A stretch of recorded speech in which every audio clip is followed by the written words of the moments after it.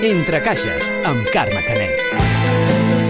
Hola de nou, comencem el programa 331, el primer Entre caixes del 2025.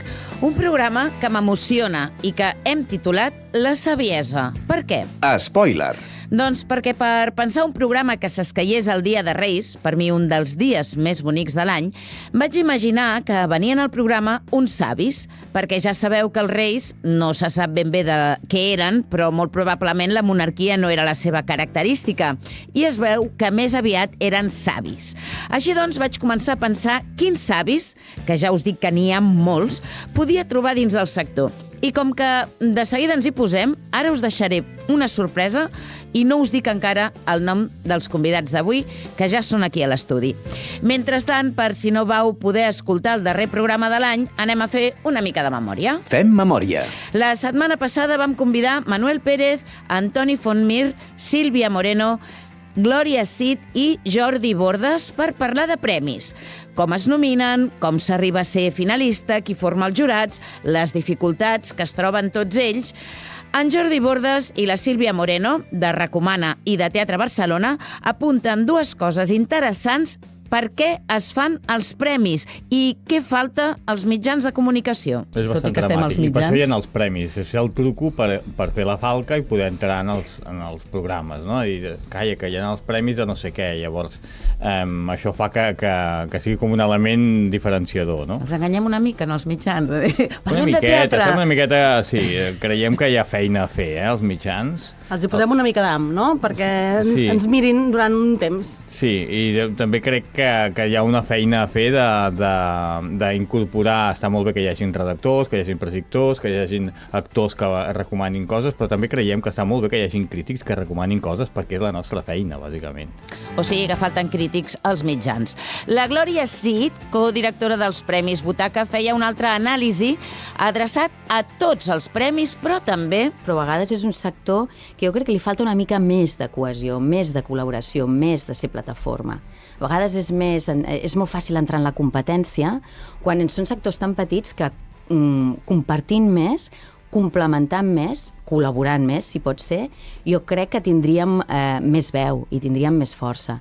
I això potser, mira, és un programa fantàstic per potser fer això, perquè al final ens hem d'ajudar entre tots. I no només els que fem premis, sinó també el sector teatral, crec jo. I el Toni Fontmir va explicar molt bé el procés per arribar als guanyadors dels Premis Teatre Musical que organitza ell, que de fet és molt similar a tots els altres premis. Nosaltres vam elaborar un comitè nominador, que aquest comitè ha vist tot, fa una llista de tots els actors que a vegades passa actrius també, evidentment, directors, que passa més de 300 persones, i va votant. Arriba a 4, els 4 que tenen més vots són els nominats, i un altre equip, que és cada any diferent, el jurat, que és paritari i per edats, és a dir, hi ha una franja dels 20, una franja dels 30, una franja dels 40, una franja dels 50 i una franja de més amunt, vota. Per tant, diguem-ne, creiem que hi ha una representativitat d'edats, i llavors el que se li ofereix en aquest jurat d'aquest any és passar al comitè nominador. D'aquesta manera, aquest comitè nominador cada cop és més ampli, cada cop és més plural, cada cop poden haver-hi menys interessos. I bé, com que va ser un programa especial, no hi havia gaires coses més, però sí un fora caixes amb en Marc Rosic, responsable de les publicacions de l'Institut del Teatre.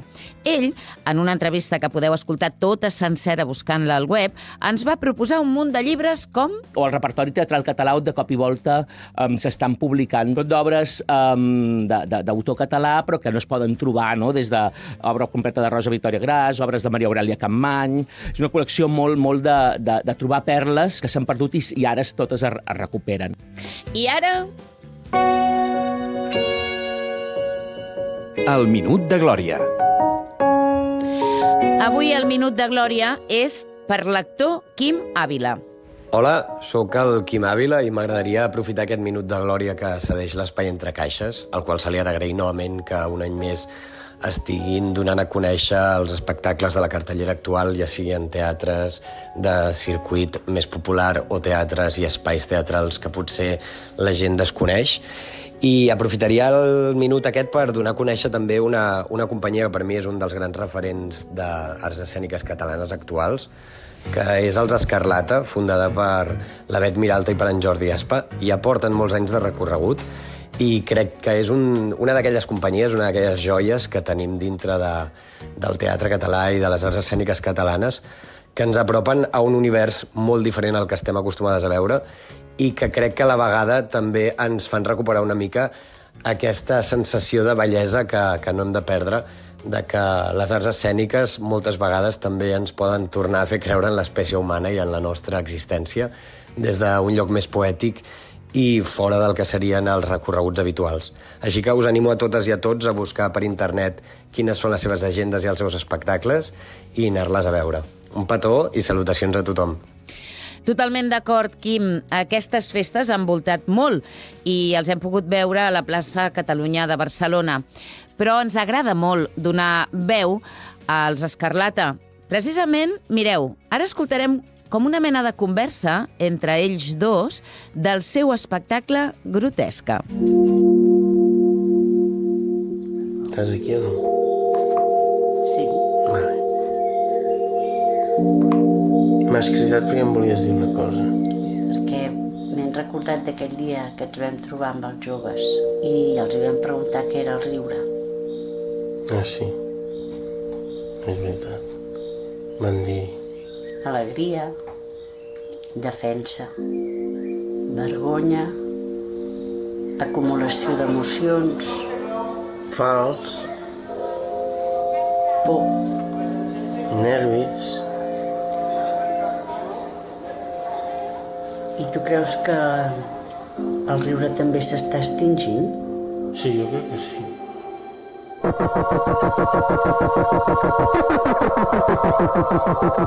I tu creus que podem ser mirades de venir cuidadors? Qui? De nosaltres, cuidadors o protectors de riures, no sé, fer alguna cosa perquè no es puguin, no sé, fer un zoo. Una associació, un curset, un taller... No ho sé en quina forma. Algo per vetllar que no es pugui arribar a extingir el riure. Quina responsabilitat, no? Això nosaltres ho podem fer, però perquè bueno, sempre hem volgut fer riure una mica nosaltres. Sí, bastant. Una mica bastant.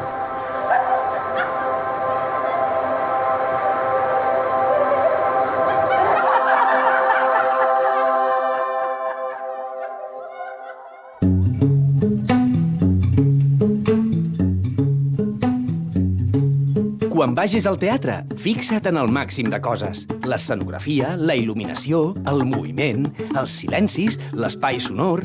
Tot forma part de l'espectacle. Tot és espectacle. Entre caixes, amb Carme Canet. M'estreno a sobre.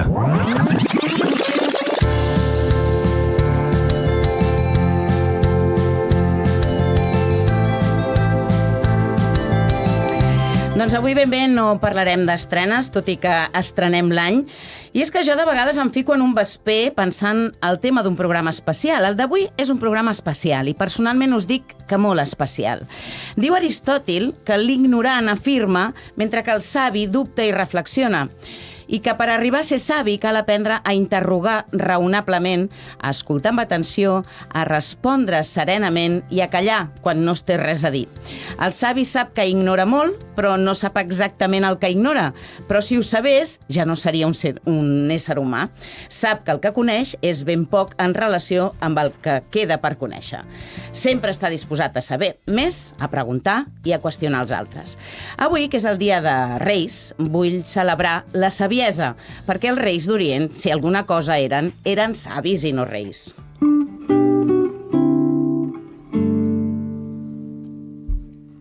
Apaga el foc, encén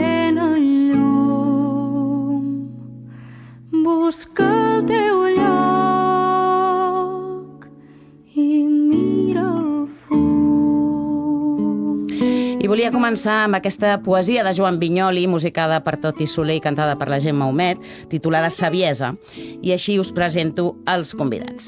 Tinc a la meva esquerra en Bernat Reher. Hola. Normalment no dic les edats dels meus convidats, però jo crec que com que avui és un tema així genèric, em sembla bé saber la taula de quines edats està conformada. En té 25, en Bernat.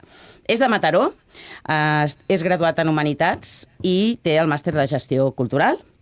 Actualment treballa a l'Abreu, Edicions, i es dedica al teatre i al sector editorial i escriu i participa en diversos mitjans com el Nacional i el Mentímetres. Hola, Bernat. Què tal? Ho he dit tot bé? Ho hem dit bé i tu i hem compartit grans aventures en aquesta casa, per tant ja ens coneixem. Aventures, com m'agraden les aventures, i amb en Bernat sempre són diferents. Davant teu, Bernat, tens en Gabriel Sevilla. Ell en té 43, és professor de Comunicació Audiovisual i és doctor en Comunicació per la Universitat de València i és crític de teatre. Hola, Gabriel. Hola, bon dia. Ell sap que l'admiro molt. Com a crític és una delícia llegir les seves crítiques perquè sempre estan molt ben documentades i d'això crec que parlarem també. Des d'Olot tinc a la Tena Busquets. Hola, Tena.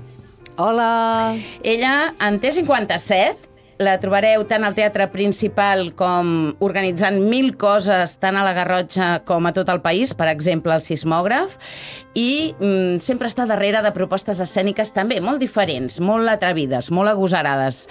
Tinc raó, Tena? Una mica sí. Ets una mica atrevida, això sí que ho tens, eh? Està bé experimentar, està bé descobrir, està bé deixar-te seduir per allò que no coneixes, explorar, no? Explorar, d'alguna manera. Aquí també tenim a la Gràcia Borràs, té la mateixa edat que tu, en té 57. Ella estudia Història de l'Art i la podem veure atenent al públic al Teatre Lliure. Hola, Gràcia. Hola, bon dia, què tal? Què tal? Alguna cosa més a dir de tu? Que no hagi dit? Bueno, que em queda tot per saber. I també a la meva dreta tinc en Josep Maria Pou. Ell n'ha fet 80, és de Mollet del Vallès, acaba de rebre el Premi de la Federació d'Ateneus de Catalunya i us dic aquest premi perquè és l'últim que ha rebut, però en té un munt més a casa. Què tal, Josep Maria? Hola, bon dia, molt bé. O bona nit, perdó. No, bon dia, pot ser bon dia. En català diu que podem dir bon dia tot el dia. En qualsevol hora. Mira, començarem per la Gràcia, que em deia, no sé per què m'has convidat en aquest programa, en el qual hem de parlar de saviesa, de la saviesa. Per què et qüestiones que la saviesa no sabràs per on entomar-la, diguem-ne, el tema? Home, la veritat és que ningú m'havia trucat mai com a dona sàvia. Tema, per cert, teatral. Tema, per cert, teatral, sí. Però, em va sobtar perquè em tinc per una persona que s'aixeca cada dia i lluita per arribar a final, no? I poca cosa més, vaig fent una mica el que puc amb el que tinc. Els savis no sé si els hi dona molt de menjar ser savis. Segur que en general podem filosofar molt, però si concretéssim, quins espectacles que hagueu vist darrerament us hauran ajudat a ser una mica més savis? És una pregunta difícil, poder? El Bernat està pensant, li surt fum. Josep Maria?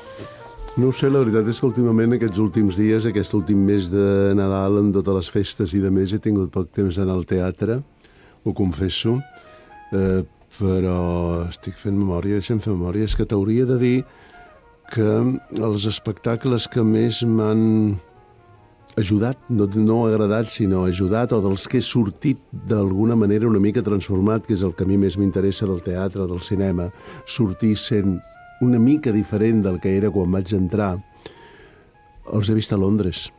Uau. En una setmana que vaig estar a final de novembre. I ens en diries algun?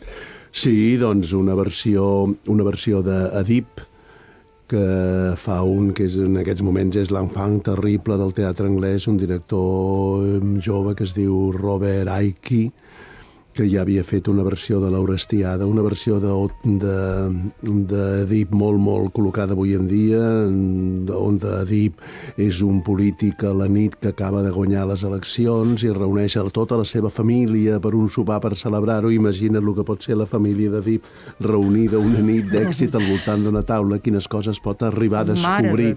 És una versió intel·ligentíssima, meravellosament feta. i llavors vaig veure una versió d'un clàssic irlandès de Sean O'Casey, una funció que no s'ha fet, em sembla que no s'ha fet mai a Catalunya i que algú hauria de fer, perquè és molt maca i sobretot molt divertida.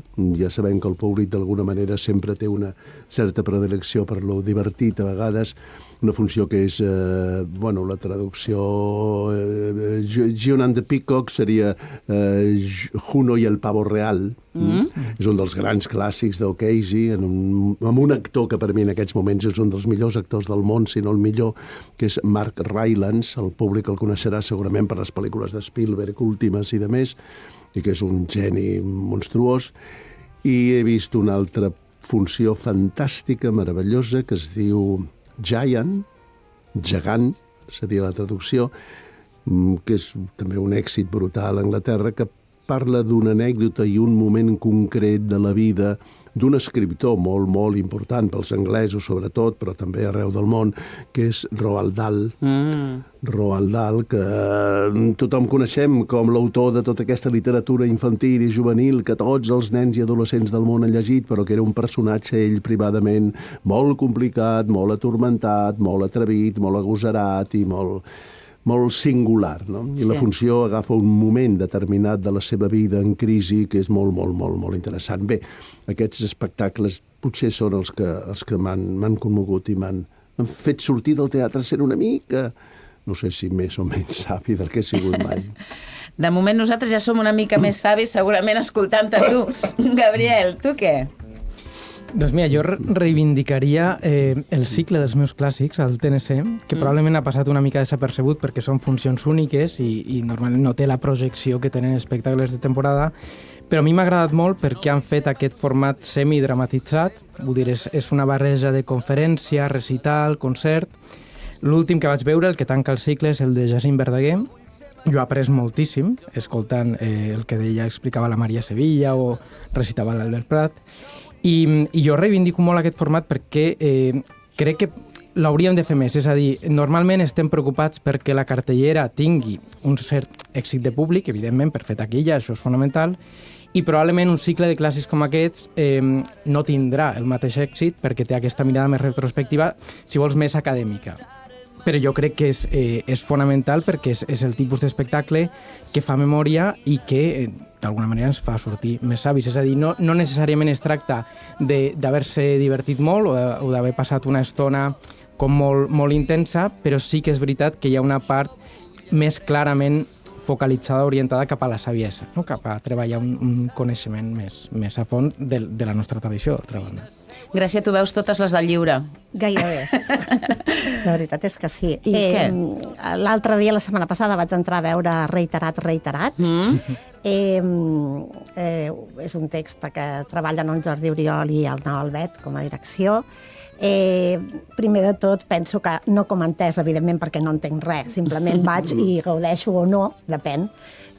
Però sí que penso que no és gens fàcil treballar per tercers i quarts d'ESO. És tot una epopeia, perquè la veritat és molt difícil, però crec que és imprescindible, perquè necessitem aquest públic i necessitem sostraure'l, i ells tenen una altra comunicació, tenen un altre llenguatge corporal, la cosa d'estar quiets tampoc és lo seu. Llavors, penso que és d'una gran enteresa per l'actriu, en aquest cas, i per ells que fan una proposta intentant apropar una mica Shakespeare, que els hi queda eternament lluny, malauradament o no. Malauradament, i esperem que no ens l'allunyin més amb aquestes propostes que han hagut de tirar enrere sobre la literatura en aquestes edats. I no va ser fàcil, però malgrat tot van aconseguir captar l'atenció durant molta estona i penso que va ser meravellós aquell moment. Bernat? No, jo seria molt ràpid. Deixem que aprenguem la de saviesa des del desaprendre o l'aprendre, i jo vaig encadenar 2 obres de teatre seguides en una setmana. Me'n vaig anar a Viena a veure la Händelplatz, la plaça dels herois que feia el Castorf al Burgtheater després de tants anys que no s'havia pogut fer. I allà vaig aprendre i desaprendre moltíssimes coses de posar sempre en diàleg, no? Perquè a vegades també aquí veiem certes coses repetitivament. I després vaig tornar i vaig veure el llibre, l'Emma Vilarasau i l'Arquilloé fent la Ifigènia, i col·loquem-ho aquí, després si no ja discutirem què vam veure allà dins. Tena, i tu?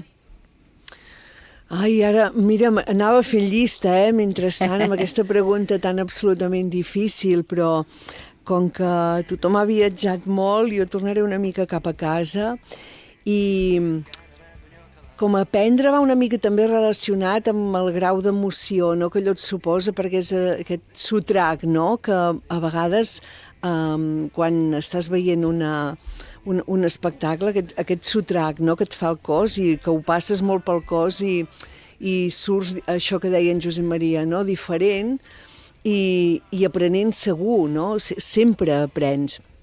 I així aquests moments una mica de revelació, mira, en reculo una mica més, però a Fira Tàrrega vam poder veure la Mariona, la Còrcoles, amb aquest treball de funambulisme preciosíssim que fa, que si no l'heu vist o no la coneixeu, o sigui, Catalunya té una de les millors funambulistes del món mundial, que a més treballa amb una cura, amb un sentit de l'estètica, i jo que vaig fer els meus pinitos en funambulisme i que a més tenia Jean Genet, el funambulista de Jean Genet, així com una mica de bíblia, de capçalera en alguns moments de la meva vida, doncs aquest espectacle em va emocionar moltíssim.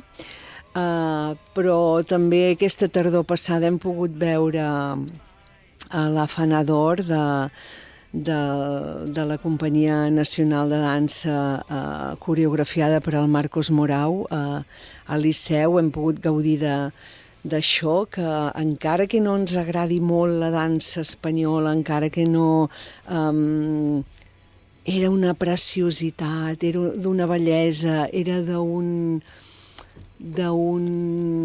és que era com indescriptible veure com algú és capaç de generar tanta bellesa i tanta ètica al mateix temps en un espectacle, i jo crec que aquestes dues coses són de les que me van així frapar més, juntament amb una peça molt curiosa que es va poder veure a temporada alta, com també s'havia pogut veure a Avinyó i en altres llocs d'Europa, que és aquests paisatges compartits, que és aquesta proposta que Rimini Protocol han fet a molts festivals i teatres d'Europa, amb 7 altres artistes, que és una peça duracional, que dura 7 hores, que passeges al mig d'un bosc i veus les diferents propostes dels diferents artistes, que tot i que el conjunt potser era una mica irregular, de les 7, 4 o 5 eren realment impactants i a mi m'han fet pensar molt sobre com uso, com miro, com gaudeixo i com el paisatge i com el paisatge m'ensenya coses i fer-ho amb aquesta visió que els artistes sempre van com més enllà, no? Sempre ens fan pensar millor les preguntes i això crec que és molt, molt, molt bonic. M'ha encantat escoltar-vos a tots 5, des d'on us col·locàveu davant d'aquesta saviesa, i tu, Tena, especialment, que portes tant de temps treballant al cos, com el moviment, no?, també pot generar saviesa. Potser la saviesa és aquesta capacitat de cercar coses que ens sorprenguin? Jo, si vols, agafo la pilota i li cedeixo al Messi, ja que avui juguem amb 11 titular de gala.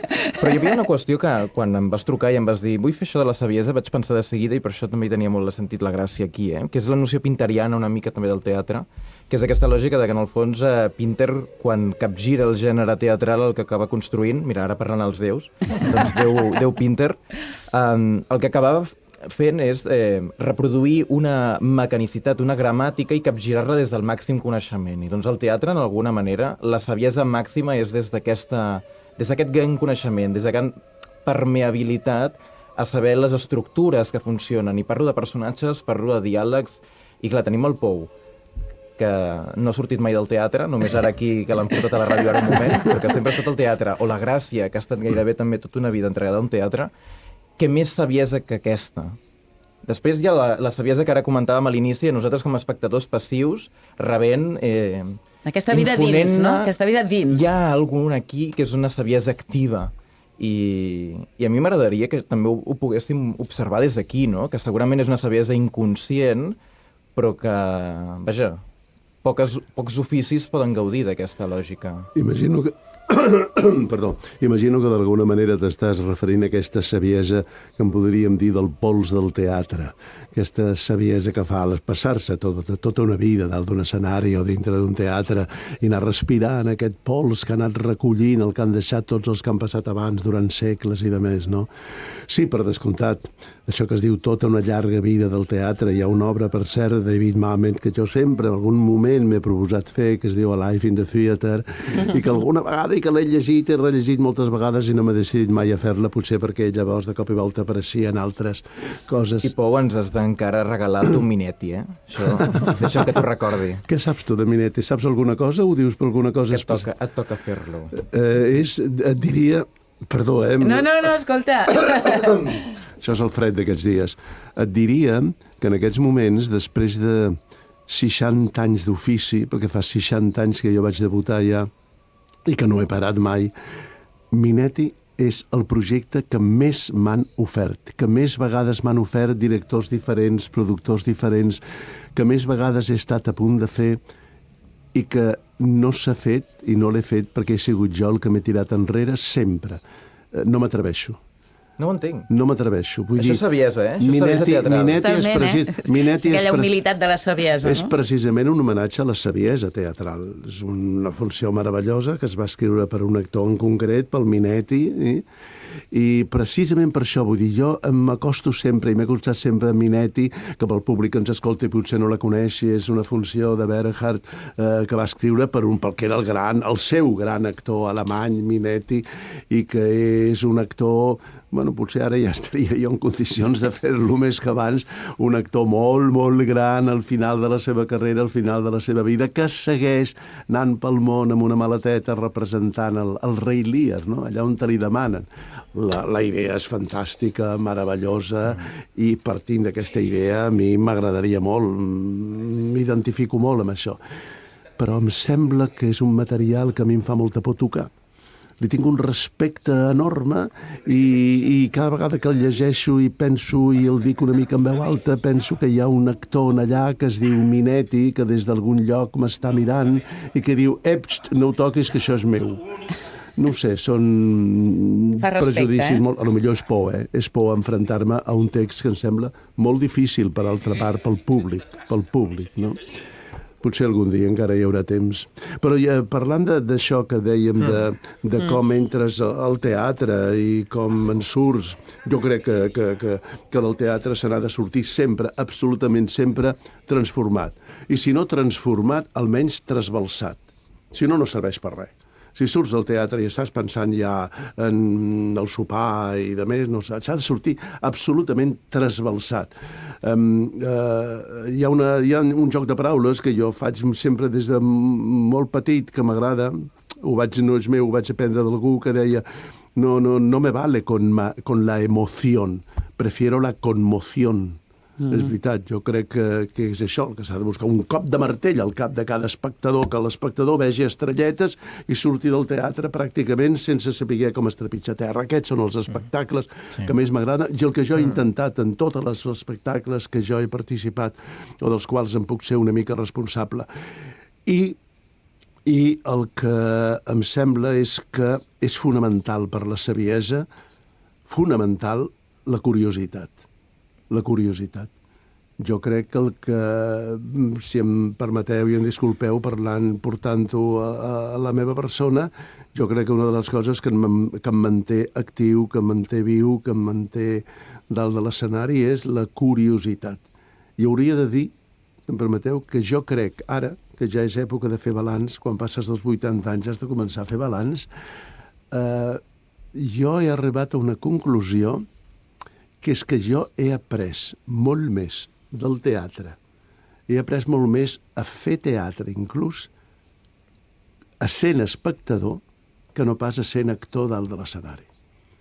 Jo crec que tot el que jo he après, tot el que jo sé, Ho he après veient els altres fent teatre, assegut al pati de butaques d'un teatre arreu del món, perquè he tingut sempre, gràcies a Déu, la curiositat per viatjar per tot el món per veure teatre. Pels pocs diners que ja guanyava quan jo començava i no en tenia pràcticament ni per pagar el lloguer del pis, però jo ja feia un viatge a Londres, a Nova York, a París, a Berlín per veure les coses de teatre i ho segueixo fent. Aquesta curiositat crec que és fonamental. Jo he de dir que fa molt poc et vaig trobar en un teatre, no et vaig saludar, i vaig pensar, caram, què fa el Pou aquí? Al Teatre Golems veient Orlando. Sí, esclar. I vaig pensar, és que no es perd ni una. No, ahir mateix vaig estar en un altre teatre, en una estrena, m'agraden molt les sales petites, m'agrada allò que fan la gent que s'atreveix amb molt més valor moltes vegades que el teatre més convencional on estem lligats a uns interessos comercials i on hem de buscar i omplir les taquilles. I hi ha una cosa que m'emociona moltíssim, però m'emociona fins a la llàgrima, he de dir, que és anar a veure aquests espectacles que fa gent jove de les últimes generacions a les sales petites. He de dir, no és cap mèrit que hi vaig sempre, no accepto cap invitació i vaig sempre pagant la meva butaca perquè crec que s'ha de col·laborar, en aquests diners que es reparteixen, pocs diners a aquest tipus de gent, però m'emociona fins a la llàgrima el descobrir el talent enorme de gent jove, ja siguin autors, ja siguin directors, especialment actors, que crec que hi ha unes canteres d'actors ara de gent jove increïble de tot tipus. Què dius que vas anar a veure ja, posats a fer? Bé, vaig estar fa poc a l'estrena, a la Sala Beckett, a l'estrena de Los Guapos, l'última funció del Trueba, on hi ha una actriu que, per sort, jo havia treballat amb ella o ella amb mi, que és Ana Larcón, que em sembla una actriu fantàstica, i em va emocionar molt, independentment de la història que explica o de més. Gabriel, no vas a dir alguna cosa?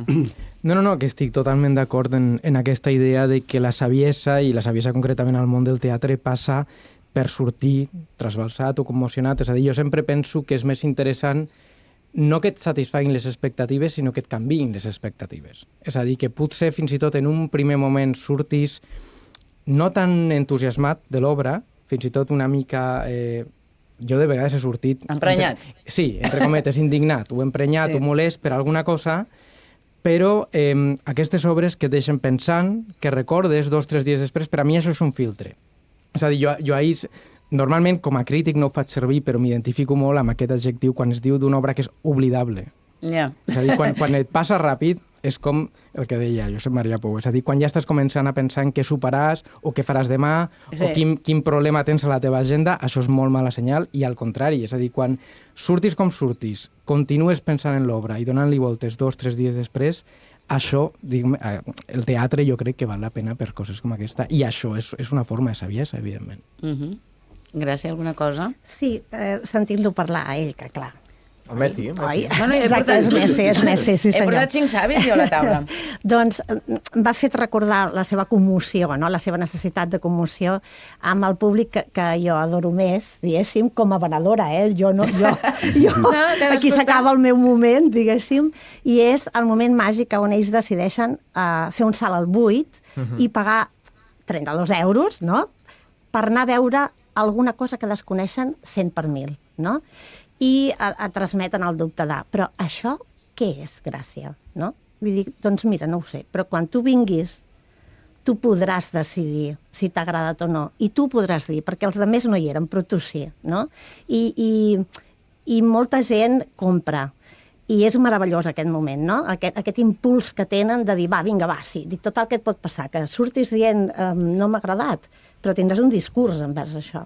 I bueno, això m'ha fet pensar en que encara hi ha molta gent que busca aquesta commoció i no la comoditat d'anar a veure allò que, evidentment, versionat de 1000 maneres i des de 1000 llocs diferents ja coneix, no?, d'alguna manera. És que per saber que una cosa t'agrada has de saber què no t'agrada i per tant tampoc no és tirar al buit un espectacle que no t'ha agradat, t'ajuda a que després un altre t'agradarà. Jo per seguir amb aquest argument de la gràcia, jo aquí al teatre faig molt d'escoltar al final, de posar-me quan s'acaba la funció, posar-me com a la sortida i a veure, Olot és un poble petit, i tothom et coneix. I hi ha aquesta conversa és molt màgic aquest moment, que suposo que la Gràcia al llibre també ho viu. Això els actors no ho poden viure perquè és un moment que estan a camerinos acabant, però així aquest moment de peu d'escala és un moment molt màgic. A vegades hi ha gent que et diu ara no puc parlar, ara no em diguis res, ara no puc parlar, i de pair, no? D'alguna manera, això... O gent que té moltes ganes de fer-te com moltes preguntes, com si tu sapiguessis molt més que ells del que ha passat, que no és així, no? Tu has vist la mateixa funció i t'has emocionat o no, igual que els hi ha passat a ells, però gent que té moltes preguntes i se'ls hi desperten com moltes curiositats al voltant d'aquell moment que acabem de compartir plegats. I per mi això és molt màgic i a vegades fins i tot a teatres que no són el Dolot, on no hi tinc cap mena de responsabilitat, faig això d'estar-me com allò a l'escala, amb l'orella com molt atenta, per copsar aquestes converses que són molt boniques i són molt enriquidores, i perquè l'espectador és molt savi i aprens molt també de mirades que tu potser no havies previst, no?, que podien ser-hi, no?, veient aquell espectacle, i és molt bonic. És que a vegades els crítics ho diem, que veient tantes coses tens masses prejudicis, massa informació prèvia quan vas a veure un espectacle. Costa anar en blanc i no comparar, això costa molt, no, Gabriel? Sí, a mi m'interessa molt aquest últim comentari perquè els comentaris que escoltes a peu de platea, com qui diu, dels espectadors que no es dediquen, no tenen cap relació professional amb el teatre, aquests són molt valuosos. Els pots compartir o no, però aquests no tenen aquest filtre professional o no parlen en codi, i ahí tens una espontaneïtat molt més interessant, i fins i tot pel que fa al concepte de què és el teatre. És a dir, a mi em va passar, vaig anar també, crec que aquí som tots turistes teatrals. Sí, totalment, el turisme teatral. De tant en quant vaig anar a Madrid i vaig veure el Luces de Bohèmia, perquè el 2024 és el centenari de l'Esperpento, a més, l'exposició a la Reina Sofia, Valle Inclán, vull dir, vas a veure com el clàssic entre els clàssics, i recordo comentaris a peu de platea que tenien molta gràcia perquè deien feia molt que no veia una obra de teatre, no? I teatre és el gran clàssic en clau més o menys historicista i amb 25 intèrprets.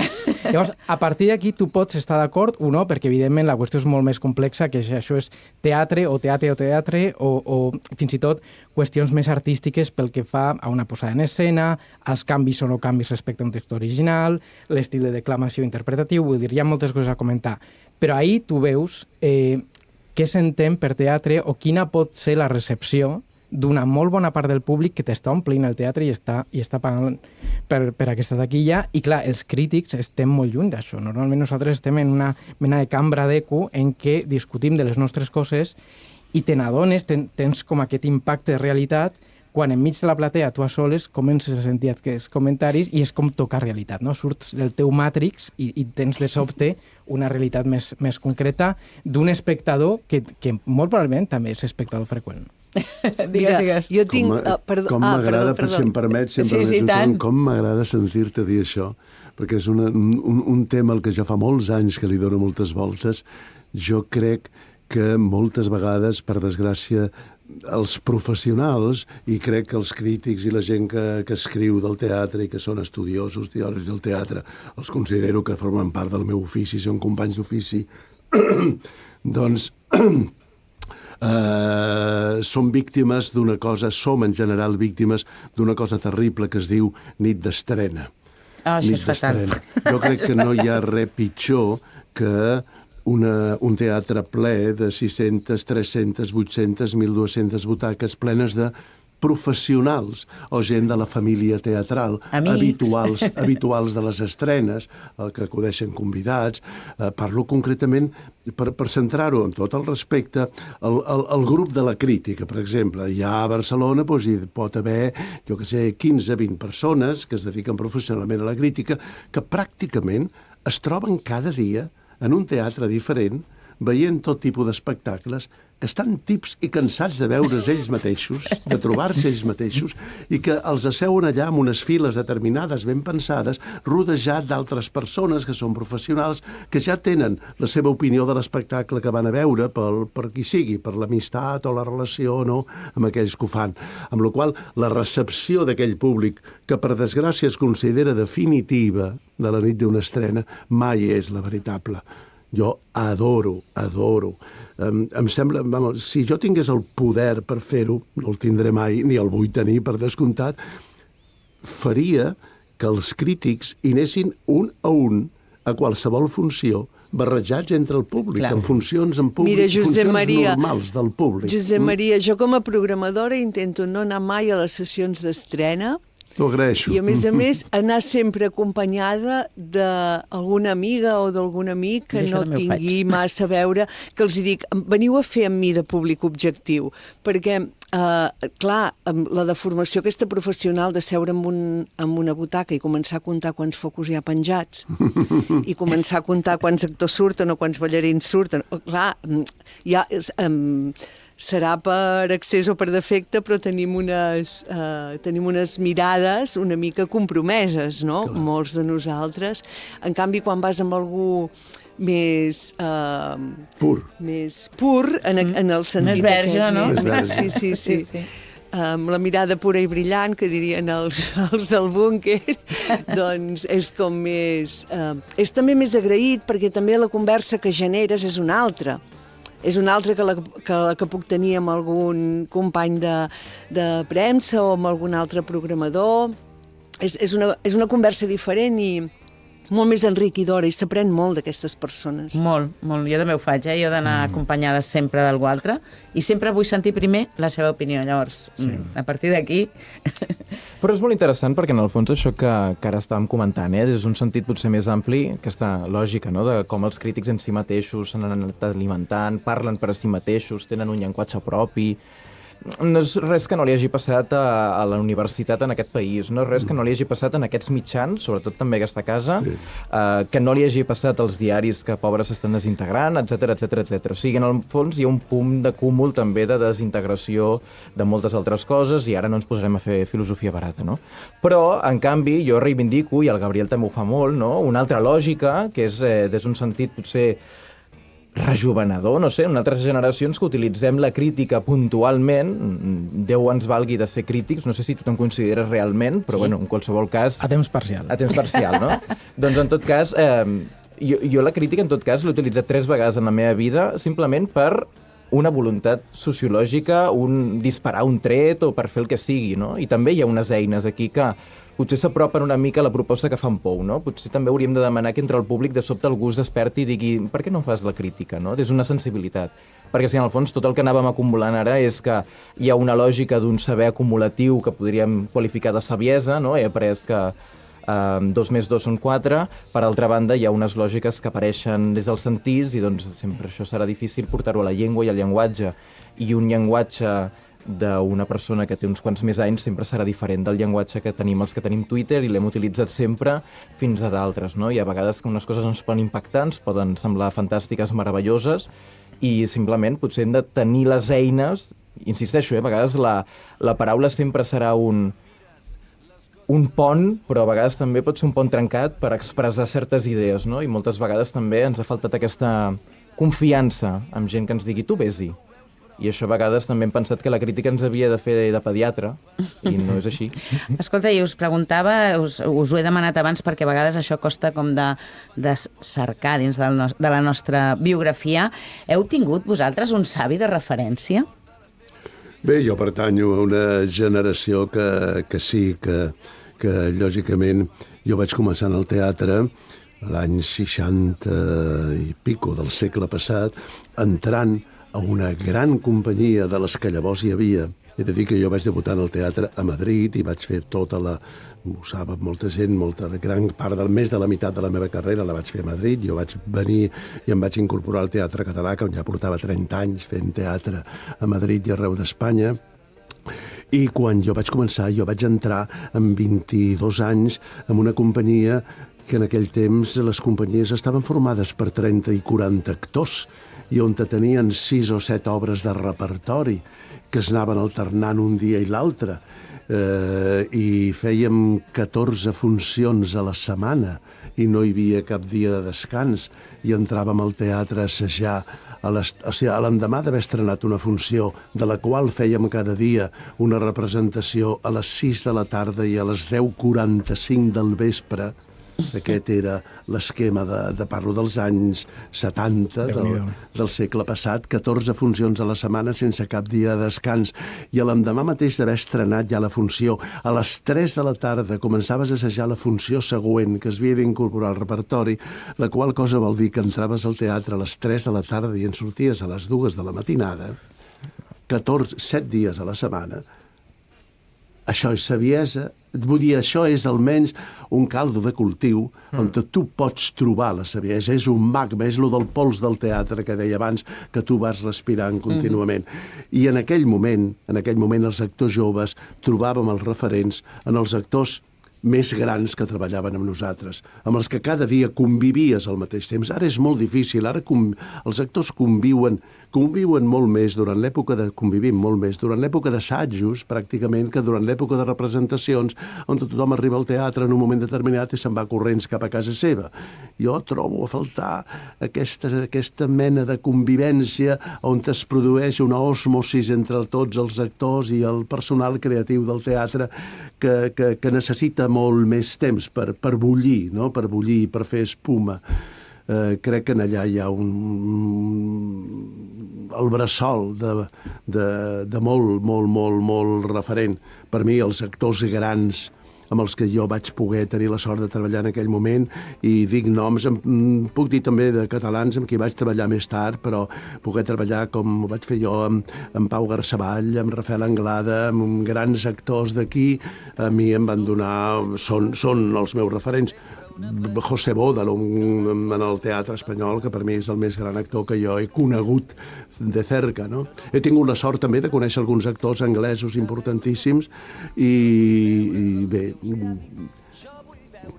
és curiós perquè anava a dir, si algú ara fes un examen de les obres que jo he fet en els últims 25 anys, potser arribaria a descobrir quins són els meus actors referents i els quals jo segueixo des d'un principi, perquè moltes de les obres que jo he fet, les he fet perquè les he vist fer a uns actors determinats i he dit, jo vull ser com aquest senyor, jo vull fer el que fa aquest senyor. Vinga, però sí, ens has dit, Pau Garceball, Anglada, Bódalo. Pau Garceball, Anglada, Bódalo, per descomptat, podria dir molts més. Quina meravella. Gabriel, savis de referència. A veure, jo penso més en crítics, lògicament, i en teòrics, historiadors. Per això us he buscat diferents. I respecte a la història, crítica, teoria del teatre a Catalunya, però amb la mirada des d'aquí cap a fora i cap aquí també, clar, una referència jo crec que absolutament clau és el Ricard Salvat.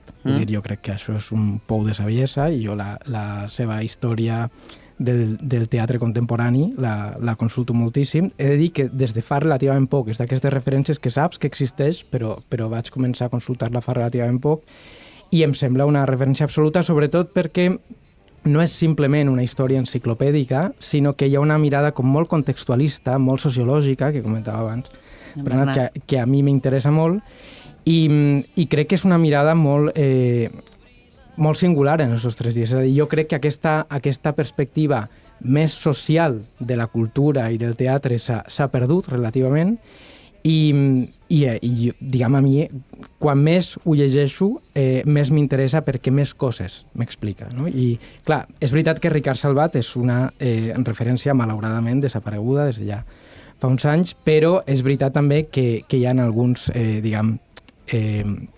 continuadors, contemporanis d'això, i jo, per citar alguna referència d'algú que continua afortunadament entre nosaltres i que per a mi va ser una lectura molt sàvia i molt, de la que vaig treure molt de profit, vaig llegir de Jordi Coca el teatre de Shakespeare en el seu context, que per a mi és una meravella, és una obra enciclopèdica, són com 800 pàgines, però... Ho va venir a presentar aquí el programa i vaig dir, mare de Déu. De veritat que no tinc cap mena de conflicte d'interessos, vull dir, cap relació ni personal ni professional, no estic fent promoció, però és que de veritat val molt la pena, perquè és aquesta mirada sobre un clàssic que no és fàcil, publicar i dir alguna cosa que tingui interès avui en dia sobre Shakespeare, que és probablement l'autor del que més s'ha escrit, i aquesta mirada més contextualista, més social i sociològica que dona Jordi Coca, per a mi és una mirada sàvia i és una mirada que et fa veure coses que tu pels teus propis mitjans no hauries vist, jo com a mínim. Gràcies. No sé si Bernat volies dir alguna cosa. Jo volia tallar un moment al Gabriel perquè ha dit una qüestió que volia puntualitzar i esmenar en relació amb el que estava dient abans, no? Vull dir, i abans potser pots afegir alguna cosa, Pou? Però en tot cas, la qüestió del Salvat analitza o mostra molt aquesta qüestió que dèiem abans, no? Una transmissió de saviesa que en un moment, ara l'Eulàlia, la filla, em mataria, però queda capçada per aquest virus de bogeria que escampa aquest país, no? I com el Salvat els últims anys, pobre, malauradament va viure, no sé com diagnosticar-ho, tampoc, però en tot cas... Un apartament, potser, una falta de reconeixement... Bueno, jo entenc que el país... Una mica censurat, d'alguna manera. Sí. I també això... segurament per la seva posició política. Era una època política en el país. Però això ha fet que s'hagi trencat la cadena. Jo, en classes universitàries a la Pompeu Fabra, vaig dir Ricard Salvat i vaig veure un professor caure de la cadira. Vull dir, que encara estem aquí, no? I a vegades sembla mentida, però encara dius Ricard Salvat i hi ha gent que mor pel carrer. I malauradament som un país que això no ho ha digerit bé. I és estrany. Per mi també seria un savi de capçalera, també, en Ricard. Recomano llegir els diaris de Ricard, els 3 tomos de volums de Ricard Salvat, que són, això, saviesa. Saviesa i història social i política d'un moment determinat. D'un moment molt compromès, d'un moment on feia falta lluitar, obrir camins nous i de més. Que això és el que també té la crítica, la bona crítica, que fas història del teatre d'un art efímera i que en aquest moment pots llegir què passava llavors. Vull dir que fan història els crítics, a vegades, que ens hi fiquem una mica en contra, però important. Jo em trobo una mica malament si no t'afegeixo en aquests 2 noms de referents que veu que ho he apuntat, perquè jo després m'ho apunto tot. Una persona que jo crec que m'agrada molt reivindicar sempre i que és veritat. Per mi ha sigut un referent i ho segueix sent Núria Espert. Núria Espert em sembla una de les grans personalitats del teatre, valentes, que ha tirat endavant, que gràcies a la labor de Núria i a la feina de Núria, a la voluntat de Núria i al seu talent dalt de l'escenari, el nostre teatre ha avançat en directors, en productors, en espectacles, al públic, a tot arreu, i la Núria mereix un respecte enorme. Per mi, lo de la Núria... I les dones ho han tingut segurament una mica més difícil per estar en la ment de tothom. Tena, ens dius algun, tu? Sí, estava aquí aguantant-te'n per no posar cullerada. T'estaves mossegant la llengua. Sí, jo he tingut la immensa sort de ser alumne de Ricard Salvat, o sigui, jo el vaig tenir tots els anys de la facultat, amb totes les assignatures que va fer, era en plan, és igual, que farà teatre alemany contemporani, i som, que farà història, i som. Vaig viure una universitat realment amb un dream team, o sigui, vaig tenir l'Oriol Martorell, vaig tenir el Miquel Porter, vaig tenir el Roger Lier, vaig tenir el Ricard Salvat, o sigui, jo crec que he tingut molts savis en la meva vida acadèmica, diguéssim, que m'han ajudat molt a construir-me com a persona, i per tant m'afegeixo al laudatio aquest que li feia en el Ricard, també és des d'això, des de ser una alumna física d'ell, diguéssim, en aquell moment, i m'afegeixo també a recomanar absolutament les lectures i a qualsevol que ens aporti informació sobre el nostre context, perquè som un gremi que no llegim massa i que a vegades l'acadèmia ens queda lluny i no hauria de ser tan així, hauríem d'intentar com creuar-nos més amb la praxi i la reflexió.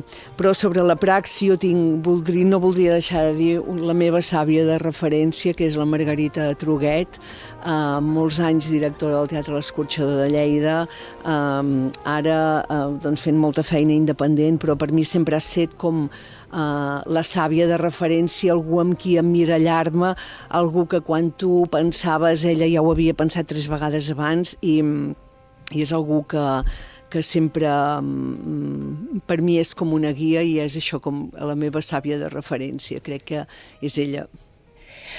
Em sap tant de greu que se'ns acabi el temps, perquè jo estic... Gràcies, ens quedaria un savi per part teva. Bueno, jo acabaré ràpid perquè tenia una cosa com pensant i al final diria que el savi de tots els savis és el caliu, perquè penso que tots el que heu anat dient finalment és que si es dona aquest caliu hi ha la possibilitat de que existeixi un savi, no? Així que jo aposto pel caliu a veure si aconsegueixo aprendre alguna cosa.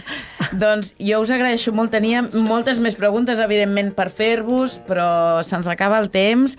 Josep Maria Pou, unes gràcies molt grans, perquè sé que això de parlar així amb colla no és el que més de gust et venia. He de dir que he estat molt a gust i m'he trobat molt bé i us agraeixo a tots. Jo continuaria 2 hores més. Jo també, si no em traguessin de l'estudi. Encara que s'acabi el programa, continuem nosaltres. Ens anem a prendre alguna cosa, i tant. Moltes gràcies, Gabriel Sevilla. Saps perfectament que admiro moltíssim la feina de crític que fas, que no és gens fàcil i que tens una habilitat, això, amb donar context, amb explicar, amb ser sincer.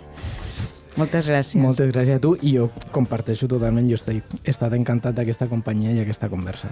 Gràcies, moltíssimes gràcies, perquè crec que necessitava també allò que dèiem, algú que trepitgi de peus a terra, que no estigui tot el dia aquí dalt, no? La saviesa del lliure ens l'has portat tu i la dels espectadors. Bueno, moltes gràcies per donar veu als espectadors i si no ho he fet gaire bé, que em perdonin. No, la saviesa, després acabo amb una frase d'Eliot, no?, que diu, l'única saviesa a la qual podem aspirar és la saviesa de la humilitat. Gràcies, Gràcia. Bernat, moltes gràcies. Benvingut de nou a la ràdio. Segueix estudiant molt, que ets el més jove i et queden molts anys per endavant. Molts anys. Tena, moltes gràcies també per donar veu al territori, que a vegades se'ns oblida també, des d'aquí a Barcelona, això. Que existim més enllà de la Meridiana. Més enllà. Moltes gràcies a tots. Gràcies a tots. Vinga, molts petons. Estem al cas. Doncs ja que comencem l'any, us anuncio efemèrides que s'escauran aquest 2025. Quina sorpresa la trucada. He vingut de seguida, ja ho veus? Deixa que et miri i et remiri. Mare, estic bé. Aquesta que sentiu és la Mercè Broquetes, al costat de la Carme Elias. La Mercè Broquetes celebrarem aquest any els 100 anys del seu naixement. Va néixer a Vilassar de Dalt, iniciar la seva carrera professional als anys 50 al Teatre Romea. A l'any 1959 obtingué el Premi d'Interpretació al cicle de teatre llatí amb l'obra Tres angelets a la cuina, junt amb en Joan Capri. Li fou atorgat el Premi Margarida Xirgu el 1977 per l'obra Mercè dels uns, Mercè dels altres, de Carles Valls. Posteriorment actuà en episodis de sèries de televisió espanyola i també de TV3. El 1999 va rebre la Creu de Sant Jordi i va morir el 2007. Déjame a mí. Ni que tuvieras miedo de hacerle daño. ¿Y si trajera un poco de agua caliente? I aquesta que sentiu és la Josefina Güell i Saumell. També celebrem els 100 anys del seu naixement, que va morir l'any passat, o sigui, va morir amb 99 anys. Amb una llarga i polifacètica carrera al cinema i al teatre, amb èxits en el vodevil, amb la comèdia i el cinema negre, va donar vida a personatges inoblidables al llarg de 5 dècades, tant a Barcelona com a Madrid. Amb una presència magnètica a la pantalla, formava part d'aquest Star System cinematogràfic i teatral i no és possible valorar aquella època sense tenir-la en compte. Als anys 50 va ser un dels rostres del cinema negre barcelonès, ja que va participar en 2 obres mestres del gènere, La cárcel de cristal i Distrito Quinto. Damunt dels escenaris va ser la reina de les comèdies juntament amb icones del gènere com Joan Capri, també, Paco Morán i Mario Cabré. Va ser avançada la seva època i es va convertir en una empresària amb la seva pròpia companyia, a través de la qual duia el els espectacles a Madrid, on va gaudir de la seva època daurada. Abans va passar 2 anys a Venezuela i d'allà va tornar amb una nova manera de fer teatre per a televisió, un estil mai vist per aquí fins aleshores.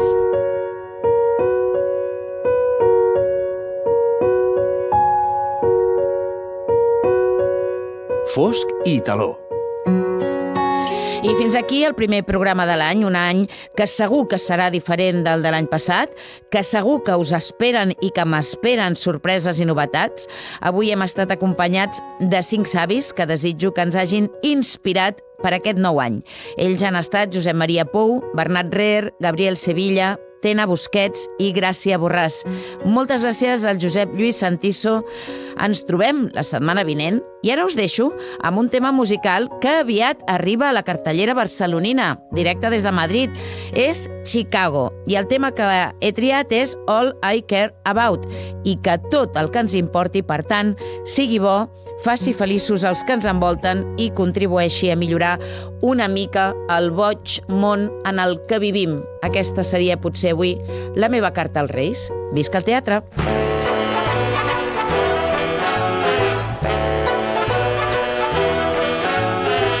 I don't care about expensive things, cashmere coats, diamond rings don't mean a thing.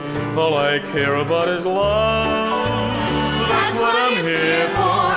I don't care if we're wearing silk cravats, ruby studs, satin spats don't mean a thing. All I care about is love. All he cares about is love. Give me 2 eyes of blue, softly saying, I need you. Let me see her standing there and, honest mister, I'm a millionaire. I don't care for any fine attire Vanderbilt might admire. No, no, not me. All I care about is love. All he cares about is love. Well, maybe you think I'm talking about physical love. Well, I'm not. Not just physical love. There's other kinds of love, like love of justice, love of legal procedure, love of lending a hand to someone who really needs you, love of your fellow man. That's the kind of love that I'm talking about. And physical love ain't so bad either.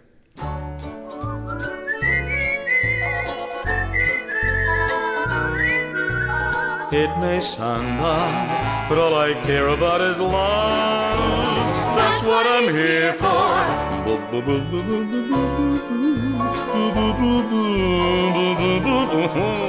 Honest to God, all I care about is love. Show me long raven hair flowing down about to there. Let me see her running free and keep your money, that's enough for me. I don't care if we're driving packet cars or smoking long box cigars. No, no, not me. All I care about is doing that guy in who's picking on you, twisting the wrist that's turning